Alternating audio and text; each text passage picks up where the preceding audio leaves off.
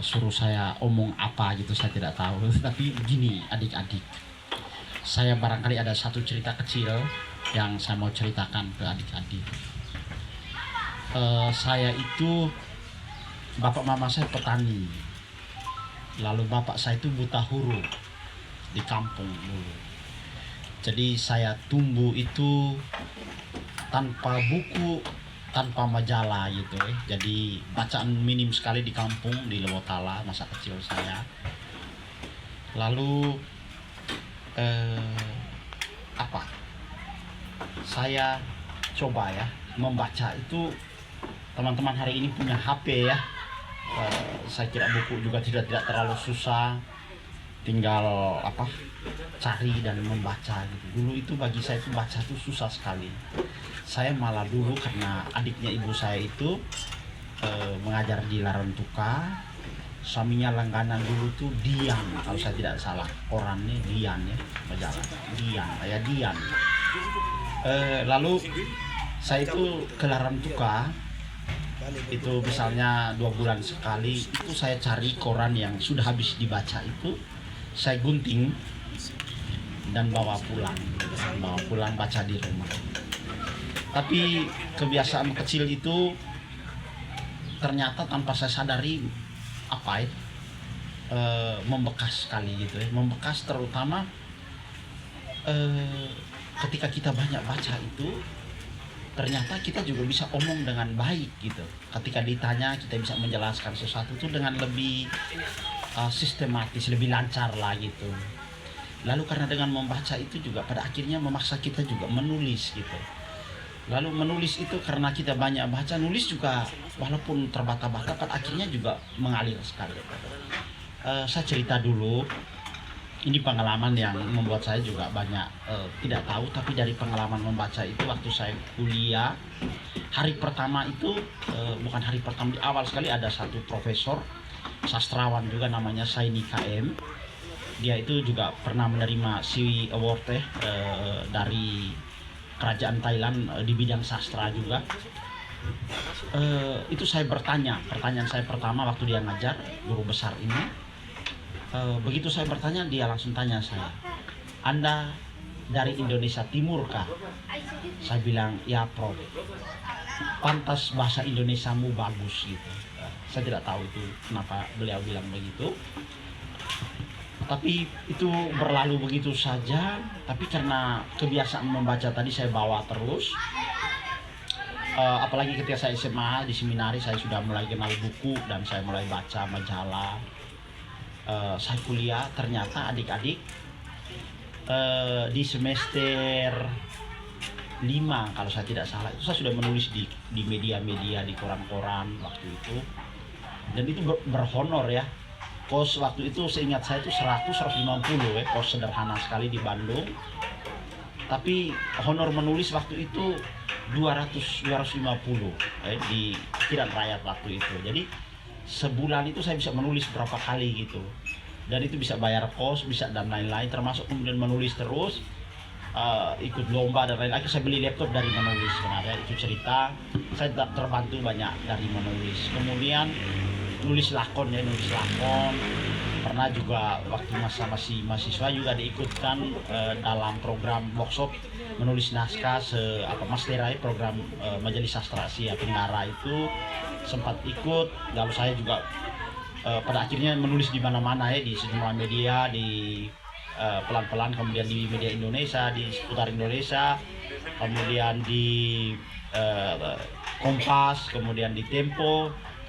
Lalu karena membaca, dulu saya punya kebiasaan satu membaca cerpen di Kompas, terutama Kompas Minggu. Tapi saya tidak pernah bermimpi jadi penulis cerpen. Adik-adik, tidak pernah. Karena saya hanya membaca, saya menikmati saja cerita itu. Ternyata waktu COVID, saya garap teater. Lalu ada larangan berkumpul itu. Kemudian saya stres, pantas tidak bisa apa yang salah. Saya iseng nulis cerita satu. Lalu saya kirim ke Kompas, dan saya sudah lupa itu bahwa Kompas itu persaingannya tinggi dan tidak mungkin dimuat. Setelah berapa minggu kemudian, pagi-pagi saya dapat WA dari teman saya sutradara. Dia bilang, "Sih, ada cerpenmu di Kompas." Jadi itu cerpen ya setelah saya tulis itu langsung dibuat di Kompas, dan tahun itu juga masuk dalam cerpen pilihan Kompas. Lalu saya menulis lagi 4 tahun berturut-turut terakhir ini, cerpen saya juga masuk dalam cerpen pilihan Kompas. Itu ya kita dapat uang ya, kemudian dikasih uang lagi, karya kita diterbitkan dan banyak hal ya. Saya mau omong gini adik, membaca itu penting dan sastra itu meninggalkan banyak hal di kita.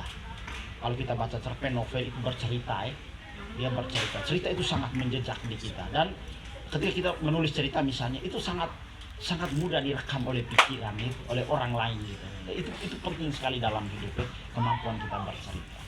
Tapi puisi itu apa ya, juga mengajarkan kita bagaimana cita rasa berbahasa, bagaimana kata-kata itu bertenaga, menyentuh, menggerakkan, menggugah orang. Nah, itu sebenarnya satu jenis kepekaan, jenis kekayaan kemanusiaan kita yang sebenarnya bisa kita asah dan kita bisa miliki. Adik-adik hari ini tidak susah membaca kok sebenarnya, di HP itu juga mudah sekali membaca puisinya Rendra atau siapa saja gitu kan, mudah sekali. Nah, kesempatan itu sebenarnya dipakai untuk hal-hal baik, untuk hal-hal produktif, dan membaca, terutama membaca sastra itu tidak hanya kita mengenal teks, tapi juga mengolah rasa bahasa kita. Bagaimana kita coba masuk dalam orang punya perasaan, orang punya pikiran, cara mereka menggerakkan, cara mereka membawa kita melalui cerita, melalui kata-kata, cara menyentuh kita, menyentuh orang gitu ya. Dan itu indah sekali, itu ada satu pengalaman yang membuat kita dan juga membantu kita besok lusa dalam banyak hal di kehidupan ini. Kita kata-kata yang kalau kita biasa dengan kata-kata itu, kita akan mudah juga menyentuh hati orang. Kita juga akan dengan mudah menggerakkan orang, akan juga menyelesaikan banyak hal yang sebenarnya dengan lebih baik. Kita bisa bicara antar hati, dan itu pengalaman yang luar biasa. Karena itu saya hanya minta adik-adik barangkali Bang Boli ngajak kalian sekedar kumpul, ngopi, lihat buku, baca cerita-cerita, baca puisi dan sebagainya. Manfaatkan itu bukan hanya di acara ini, tapi pulang lihat-lihat lah, baca-baca lah. Karena kata-kata itu dia punya tenaga lebih ya. Dia bisa menggerakkan, dia bisa bikin orang sedih, dia bisa bikin orang marah, dia bisa melukai orang. Dan seni menggunakan kata-kata itu juga termasuk juga salah satu seni untuk menggerakkan dan menaklukkan, menyentuh hati kita. Karena itu kata-kata sangat penting dalam komunikasi, dan sangat penting menjadi media untuk kita memperkenalkan siapa kita. Jadi adik-adik, menulis itu saya omong itu adalah salah satu alat, salah satu sarana promosi diri yang paling ampuh. Kamu bisa menulis, bisa dibaca banyak orang, dan kalau bagus itu menjejak di hati dan pikiran banyak orang. Dan itu cara cara memperkenalkan diri yang murah, efektif, tapi juga berkualitas.